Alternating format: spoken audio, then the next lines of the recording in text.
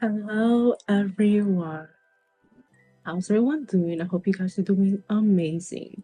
So, for today's video, we're going to be watching Final Destination 2. So, we're going to be continuing with the franchise. This movie has the best premonition, in my opinion. I don't think any other premonition beats it. There's a bit of a downgrade when it comes to the protagonist, but it's fine. Well, not fine, but whatever. Anyways, I don't want to waste any more time. Let's just get straight to it. We're back with the ominous music. Yay.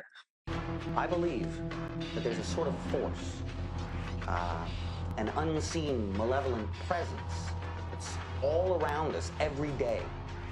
I do have to say, all the openers for these movies, they seem like in itself it's like a separate movie, like showing a lot of these creepy images, like bad omen type things.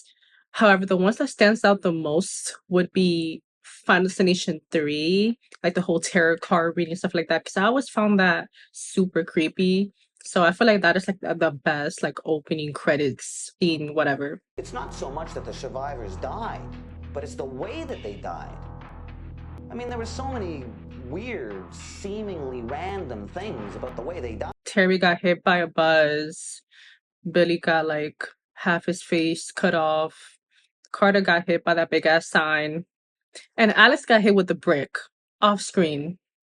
I really hope that he's not really dead, because if they're gonna kill Alex off, he better go out with a bang. With a bang. It better not be with no brick. Coñazo. Oh yeah, I didn't realize this had a new director. At least I didn't think about it, because I feel like James Wan, the reason why the first one had that horror element as opposed to like action movie kind of element is because James Wan is like a horror movie director primarily, predominantly. Like that is what he does best. That's why the other movies don't have like that same ominous vibe. Okay. Alrighty. Can we go get the guys? I'm getting horny. This is the kind of dialogue we have now. I don't want to hate, because again, this has the best premonition, but it is a big pet peeve of mine. Buckle up! I'm assuming that this is still taking place in Long Island, right? Because everyone here in the story, like everyone who's gonna become death's like future victims, like they have something to do with what happened with like Flight 180, like very indirectly.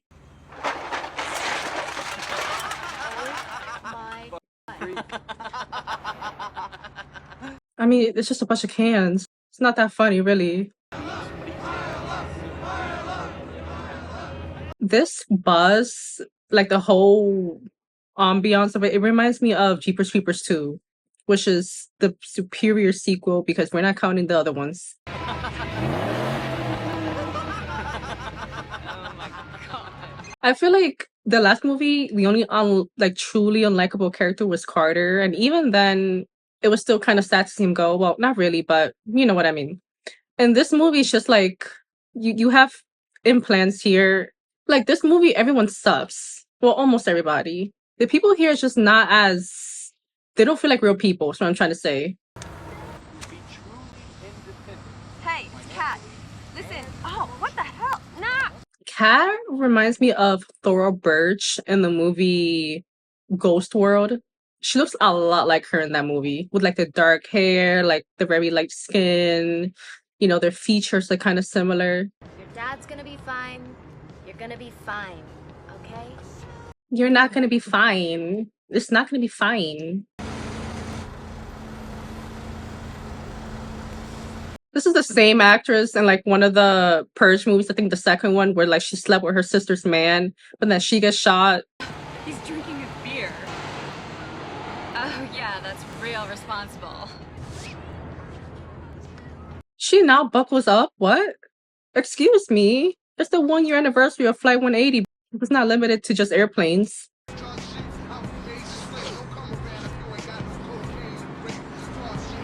Okay, but this is what I mean. Everyone here is drinking, they're flashing, they're playing with toy cars, they're doing a line of coke. It's just like, and then you expect me to not root for death here. It's coming. They're calling him. More dead from alcohol poisoning. Till this day, ain't nobody standing behind that truck of logs. Nobody. And realistically speaking, those logs will not bounce. Like, they added that in like post-production. Oof. Ooh.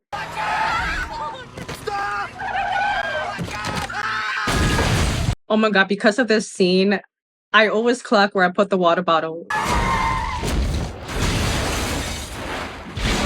It's interesting how the police officer is the first to go out in the premonition, and then Kimberly and her friends are like the last, but yet they both end up surviving, at least in this movie. I know like they get killed off. Yeah, I feel like they get killed off screen, or I don't know if it's canon or not. I'm assuming it's not canon.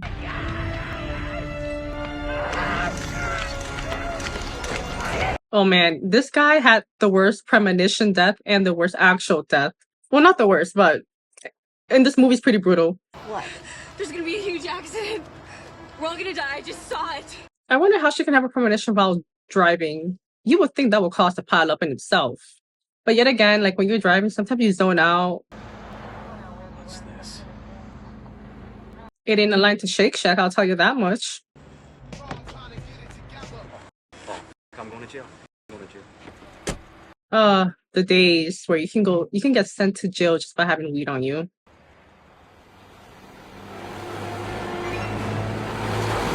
That's it. That's the truck that's gonna kill everybody. I mean, I'm sure you can run to the truck and stop it. Oh my god. You know what's so interesting? Were the people who like died in real life, were they a part of Death's plan, or did Death kind of rewrite it? They're like, since we're not taking these bunch here, we'll take another bunch.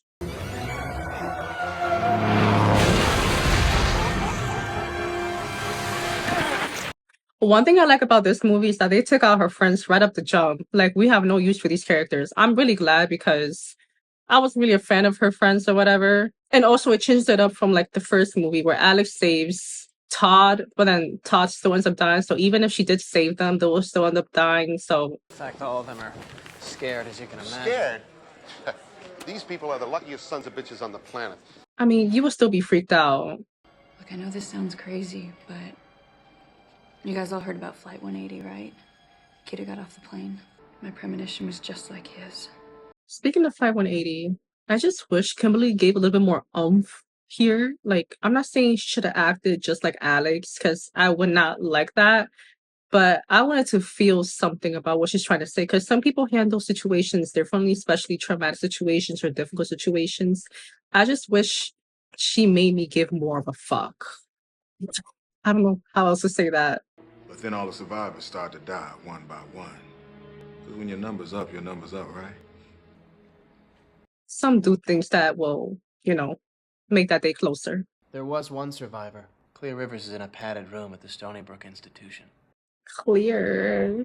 I do like that we have a character from the other movie coming back. I just wish they didn't off-screen kill Alex, at least in that way. Because for the longest time, like, I truly did think that Alex did survive for the longest time. Because I think as a kid, I just must have missed the part where there was a brick to his head. Did Mom ever have any, I don't know, weird feelings about anything? Now, she does explain later on in the movie, like, what happened with, like, her mom and how she escaped, like, death before. And that, her story always freaked me out because, like, my mom and I used to go to malls all the time, I want to go back to the mall again. And it's just, like, the whole robbery thing, like, I'm like, oh, God. Because a lot of shady stuff be happening in parking lots, too. So, I don't know. It's just, like, hit home. Hit close to home.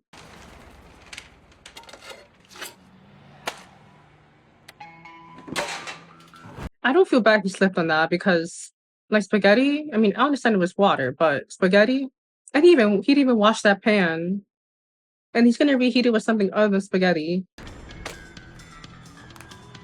I like how it says I, and then that's how he goes out. So give me a call, 555-0123. Bye. Wouldn't really react like that with a little piece of plastic, because I would assume it would just melt. unless like the magnet has something to do with it. Like that would make better sense if it was like there was aluminum foil. I think the fire is doing that furniture a favor. That is petty.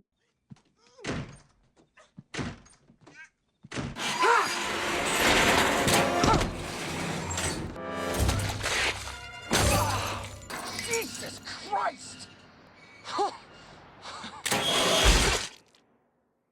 No, I feel like that scene, like I feel like wait a minute, he's gonna look up Alex Browning. Hold up.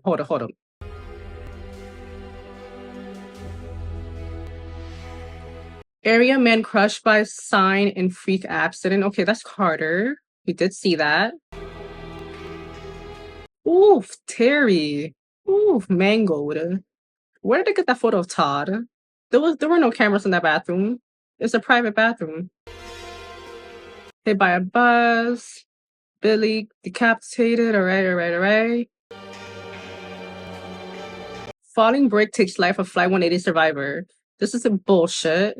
This is bullshit. A brick? That's the best y'all could do. Anyways, what I was talking about the other guy who won the lottery.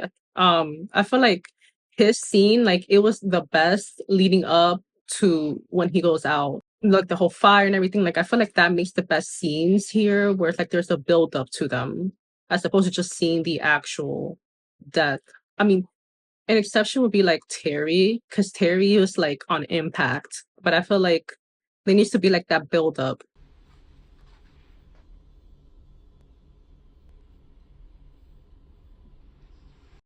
Hi, Clear. But she's also like torturing herself. She's locking herself in a white room. Like there is such a thing as white room torture. The survivors of Flight 180 died in the exact order they were originally meant to die in the plane crash. That's interesting because in this movie it's a different design. They don't go off in the same way that they were supposed to go out in the crash. This doesn't make sense. You said that you die in the order you're originally meant to. But my friends died last in my premonition, not first. Mm-hmm. Right. That is like he's not using the same game piece like he used last movie. No. So it's a whole different design. This is a new version. You gotta help me. I don't have to do anything. But you beat it. Take a look around. What did I beat, Kimberly? She beat her mental sanity. If you were smart, you'd save yourself and just forget about the others. How can you say that? You have a responsibility. My friends are dead. That's how I can say that. They weren't really your friends, but okay. Get out. I think you're a coward. You hide out in here because you're too damn bitter and selfish to help any other person. In my opinion, you're already dead. I mean, she's locked herself in there for a reason. You can't expect her to just go out. Oh my God, let me help you out. Like, girl, she don't even know you. She also don't know you. But also, it's like, if you're dealing with something you never dealt with before, you want help. So I get where Kimberly's coming from. Is he 12 or 18? If he gives me the gas and I wake up with my pants unbuttoned, we ain't paying. Tim. It's the fact that she laughed. I'm not gonna lie, it's kind of an out of nowhere dark joke. Pero coñazo, what's going on? Coño.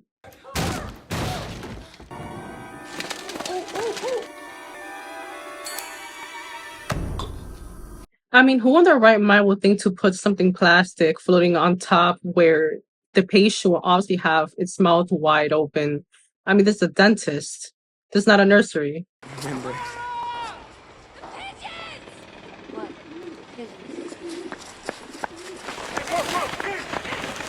This dumbass kid.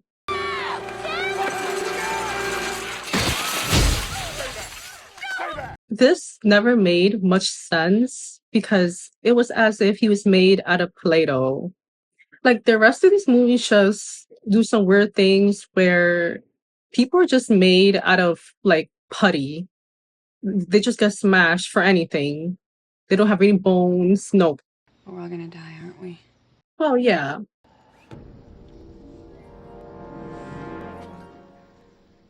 Hey, girl. People are always most alive just before they die, don't you think? Someone's doing this weird shit with the corpse. It's very interesting how we see Evan's body go inside the furnace because that's how he went out. What? Yeah, that's how he was going out in the premonition, and then his apartment also engulfed in flames. So it's like it's a full circle moment. Only new life can defeat death. For every life, there's a death. For every death, there is a life. But the introduction of life that was not meant to be, that could invalidate the list. Force death to start anew. Again, this is bloodlines in a way. I like how everything is like everything has been kind of like hinting towards this movie. I'm not saying that this was done on purpose, but it's cool to really hear how there were like little bits of an idea of what will come into a movie. I mean, where did you find that guy? I know. I mean, I thought he was supposed to help us, not freak us out. Well, he does both, but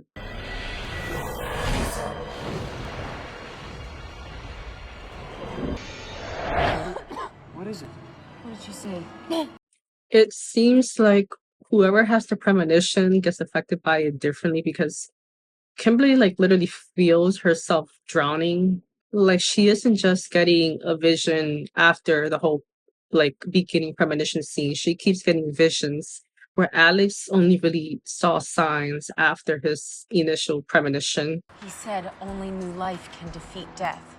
If she gives birth to a baby that would have died in that car crash, a brand new soul that was never part of death's design. It throws the whole list out of whack and we start over with a clean slate. You see, I feel like that's where you go wrong because a life that was never meant to be born, for it to just stop it, it doesn't make as much sense as a life that was not born or was never meant to be born. So that again, death is just going to take it all. So I feel like Bloodlines is kind of like going the opposite route where this movie was going to in terms of like new life being brought in.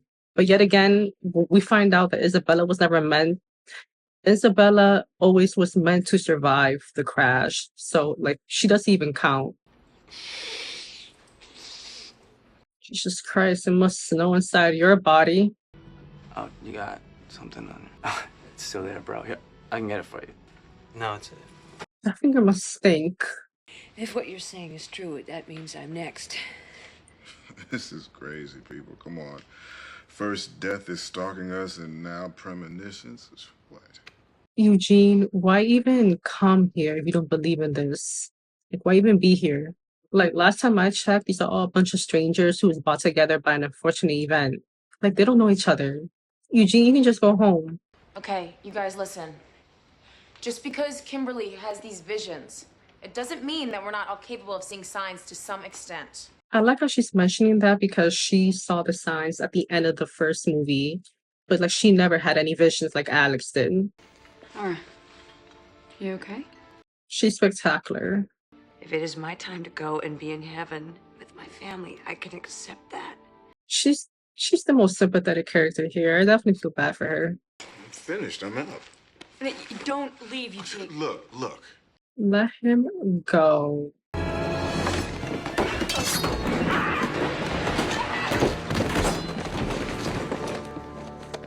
All that coke and zero reflexes. Man with hooks. Man with hooks. I do like how in this movie we have somebody other than the protagonist or the secondary character, like, you know what I mean? Somebody who looks out for signs too.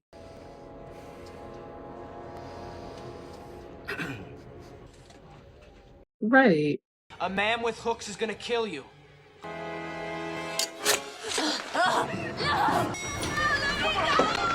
This could have easily just been unhooked.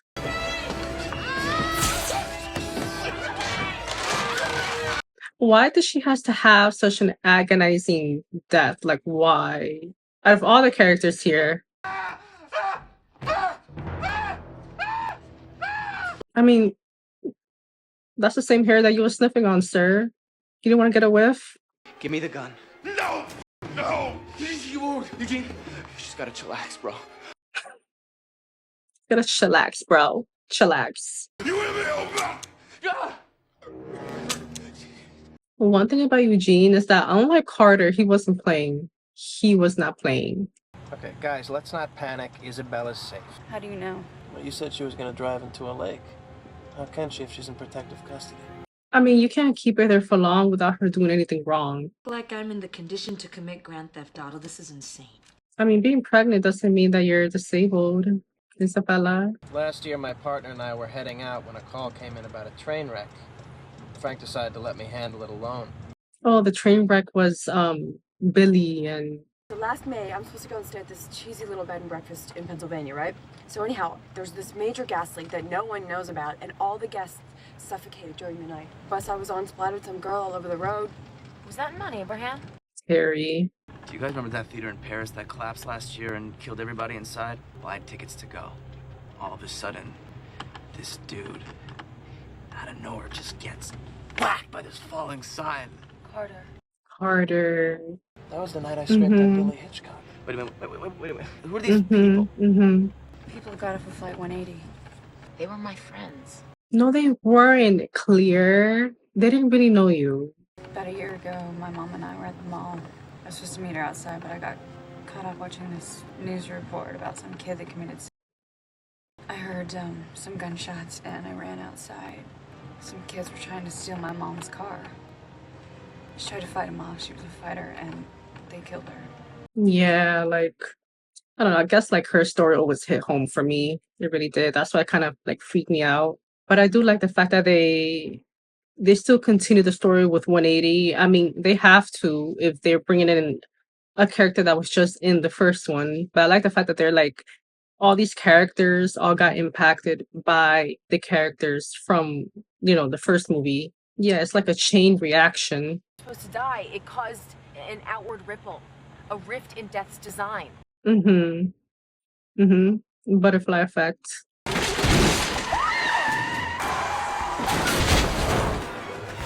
Oh, I saw a special somebody. Stay with us. Hey! Hey, you! Hey! Come on, help me out! Oh my God.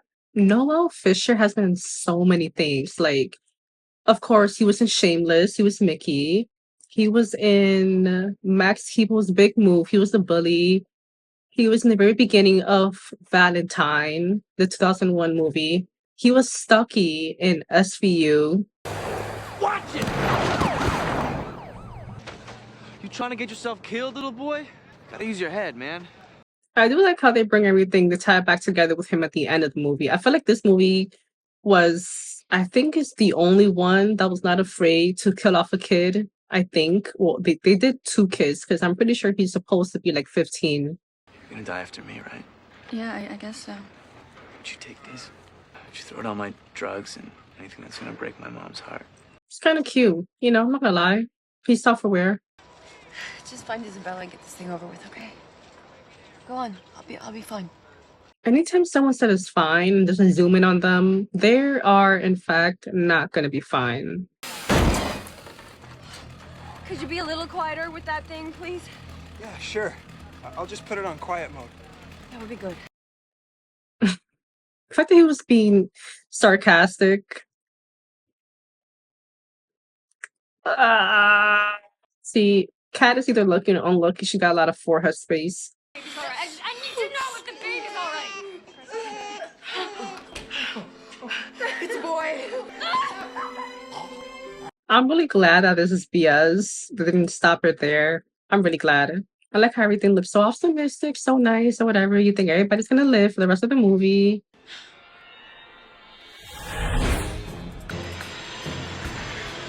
Kimberly. What did you see? I don't think Isabella was ever supposed to die in that pileup. Right. So it's just a random pregnant lady who just gave birth to a random kid. Like, now I do wonder if she was actually not supposed to live. I do wonder if the baby thing would have been real. I don't think it would be. I don't think that would even matter. I think the baby would just be on that's kill count. Eugene.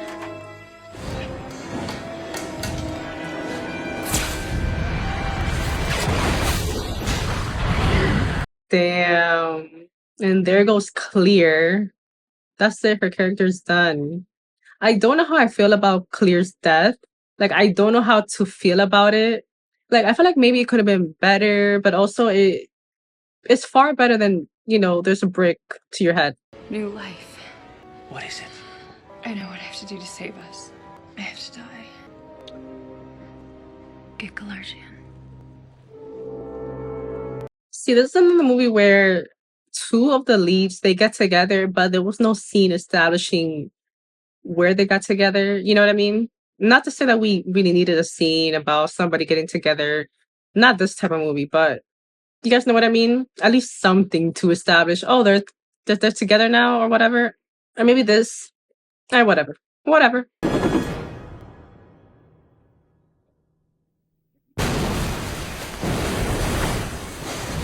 Actually, I kind of take it back. I feel like this is the absolutely worst way to go out. You're trapped inside a car. Like, let's say it's like you're trapped inside a car. You're drowning. Drowning, I think, is like the second worst way to go out. The second worst way.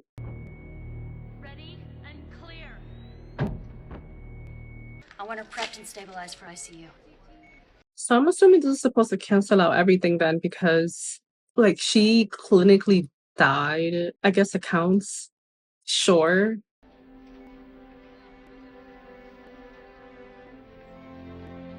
But I will say that I feel like it's canon for these two to have survived. At least I hope that it is because there's potential to bring them back. Like maybe they're mentioned or even brought back for Bloodlines. Well, Brian was almost hit by that news van that day in the field, and your friend Rory, he pulled him back at the last second, saved his life.